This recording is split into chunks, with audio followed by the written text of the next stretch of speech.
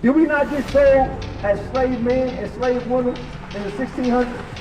God documented that in the Bible, that he said he would do that to a group of people that he called the Israelites. So you're not black. You're not African American. God don't call you that.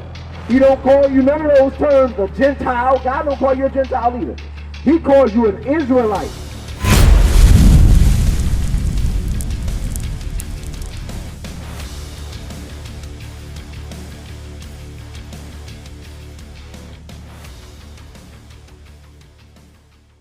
So you know that you're an Israelite according to the Bible. How long you been knowing that? I just talked to the guy over there and we talked about certain things and he was basically saying that I had a little knowledge on what he was saying already. I don't know all of it, but I've read some things, so I have a little... Right, a little bit. So I'm going to help you out. Deuteronomy 20. I want to make it clear to you. Did you not hear me say I had work? No, you say you got work. Yeah, I just told him I had work. God more important than work. I got work too. This is your job though. I have to get a No, I got a real job. I actually work. This is what we do for the Lord. And I'm being patient, but Right, it's okay. and I done stood here and I didn't have no complaints. Okay, that's fine. Well, I'm going to show you this real quick. 68, read that. Deuteronomy chapter 28, verse 68. And the Lord shall bring thee into Egypt again. So this is God speaking to these people right here on this side. So-called blacks, Hispanics, and Native Americans, which we claim to be by, what's the word I'm looking for? By bloodline. We claim to be African American, black, all these things, but God called us Judah, Benjamin, Levi. So Moses was speaking to these people, so he said, it shall come to pass in the future that what? And the Lord shall bring thee into Egypt again with ships. So God prophesied through Moses that he would bring these people into Egypt, which means slavery, again on cargo slave ships. You know history, right? Your transatlantic slave trade. Who went into slavery on cargo slave ships? What group of people went into slavery on cargo slave ships? I know you're being patient, sister, but I'm just asking you this question. Just answer it, then you can go ahead and go. I don't know the answer. Black people. The transatlantic slave trade, 1619. Columbus, 1492. We was the ones that was on slave boats getting shipped across the ocean all the way over here as slaves. That happened to our people. God said that would happen to the Israelites in the Bible. Read. By the way whereof I spake unto thee, thou shalt see it no more again. And when it happened to us, my sister right there in the blue, when we went into slavery as a race of people, have we ever been home? Did we ever get to go back to Africa?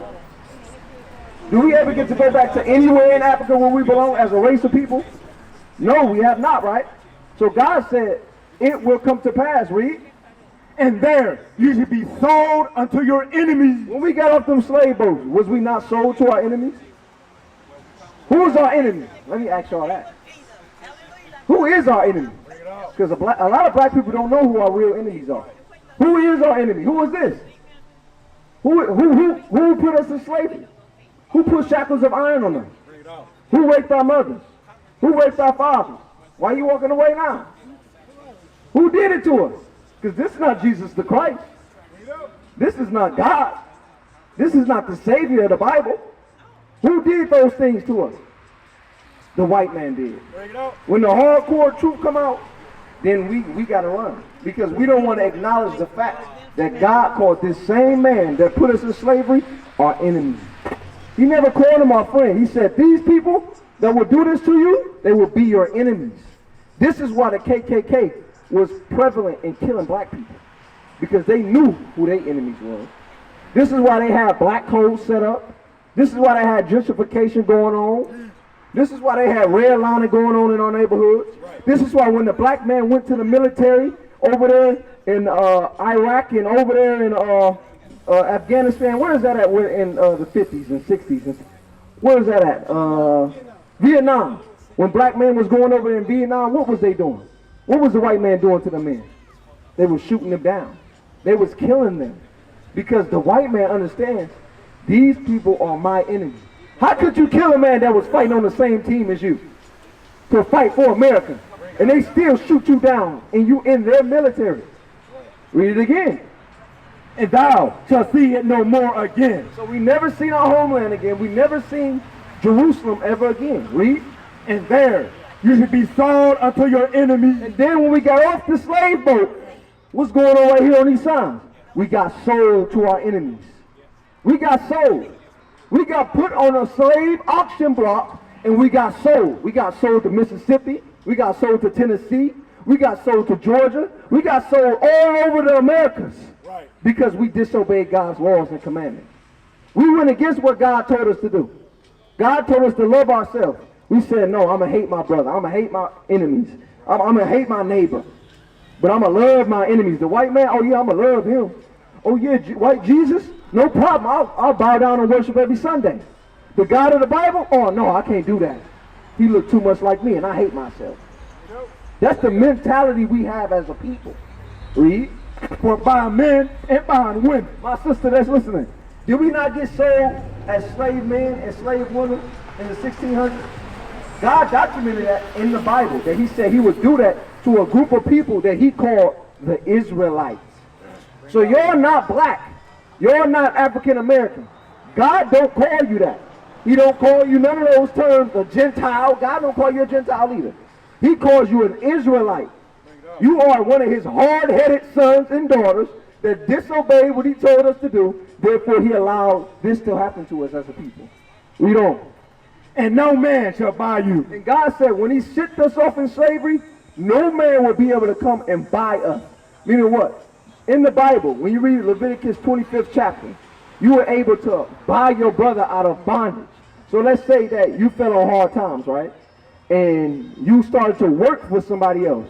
And I had funds. I was able to come and buy you out of that person's hand. So no longer would you have to be in servitude to that person because I bought you out of it. I bought you out of the contract. God said when we went into slavery under this white man, it will be nobody able to buy you out of that contract.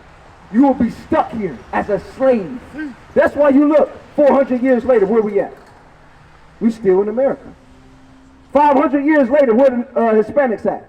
The Mexicans at? Still in America. Still in Mexico. Ain't never been back home. Ain't never went back to the homeland because we disobeyed God. And then guess what we had? We had leaders that step up, right? Y'all know about Martin Luther King, right? Y'all older. Y'all know about Malcolm X.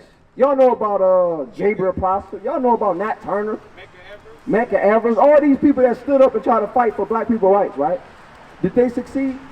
Did they succeed in their ultimate goal of having black people to be free? Did they succeed? No. He's still here to this day. They have not succeeded. Baruch 3 and 8. They have not succeeded. Why didn't they succeed? Because they didn't apply the Bible. This is what we here to tell our people. We will never succeed in the Christian church.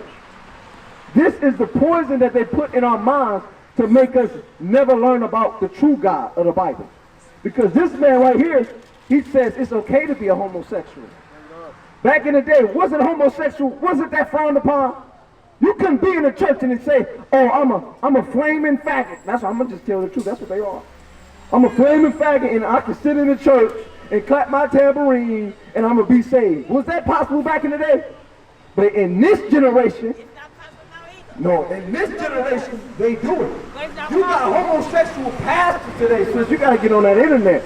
I know you're a little older, but on the internet and in these places over the earth, they still allowing it to happen. They allow homosexuals to be pastors now. They allow homosexuals to be choir boys. That's where they start off at, in the damn choir. They start in the choir singing, banging a tambourine in their hand and all that. And nobody ever corrected them about their effeminate spirit. Because guess what? You can't correct nobody in the Christian church. Because in the Christian church, what's the motto? Come as you are, stay as you are. You don't got to change when you go to the Christian church. With this man, this white man, you don't got to change. You can be whatever you want to be. But with the true God of the Bible, you got to change.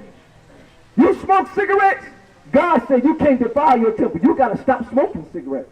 You got to put the Black and Milds down. You got to put the weed down. You got to put the Newports down. You can't do that no more with the true God of the Bible.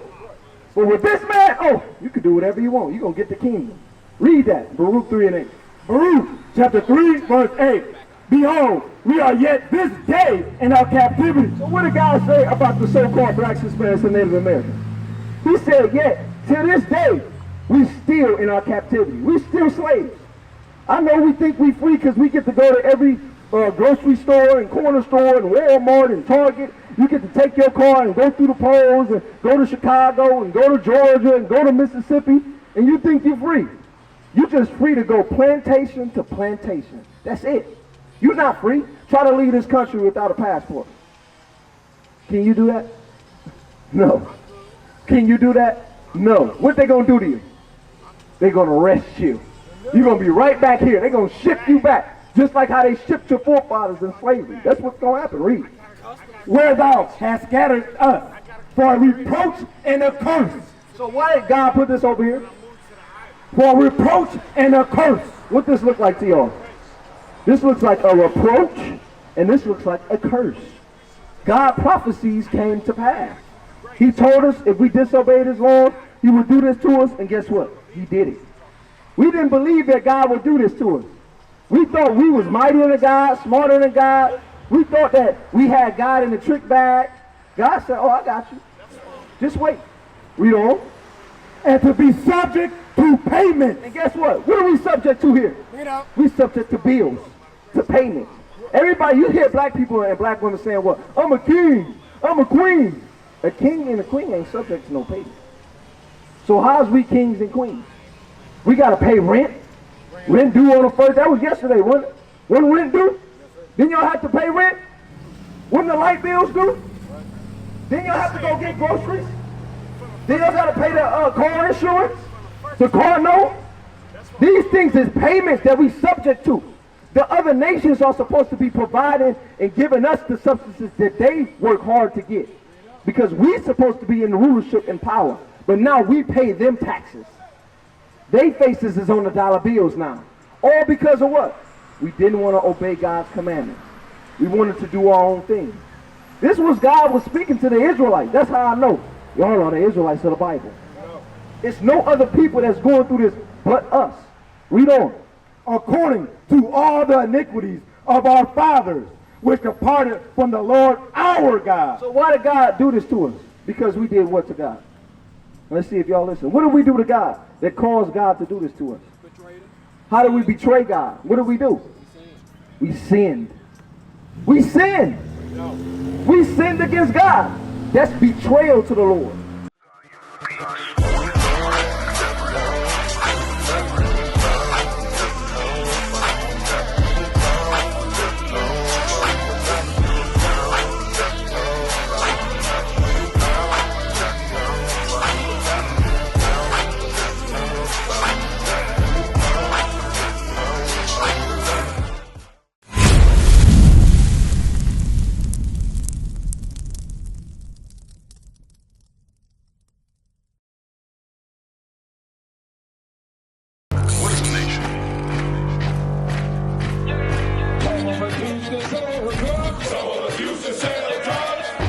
Nation is men leading by example.